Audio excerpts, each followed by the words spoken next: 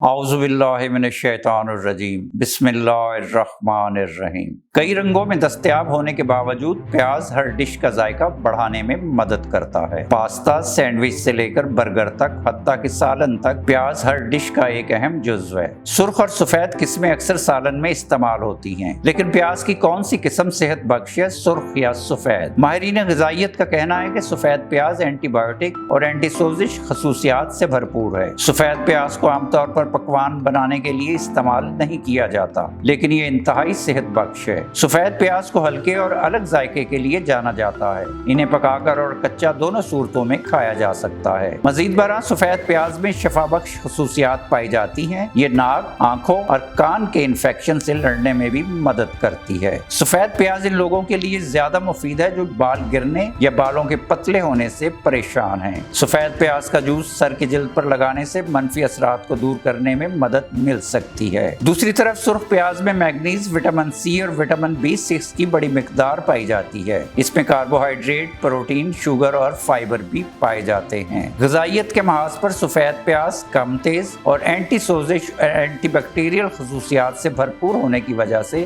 زیادہ صحت بخش سمجھی جاتی ہے۔ سفید پیاز میں سوزش کی خصوصیات پائی جاتی ہیں، اس لیے انفیکشن کو ٹھیک کرنے میں مدد کر سکتی ہے۔ ناظرین، خالص و معیاری اشیاء خریدنے کے لیے www.chiltanpure.com پر تشریف لائیں اور معلوماتی ویڈیوز تک بر وقت رسائی کے لیے ہمارے چینل کو ضرور سبسکرائب کریں۔ ناظرین، یہ ویڈیو عام معلومات کے لیے ہے، اس حوالے سے اپنے ڈاکٹر سے بھی ضرور مشورہ لیں۔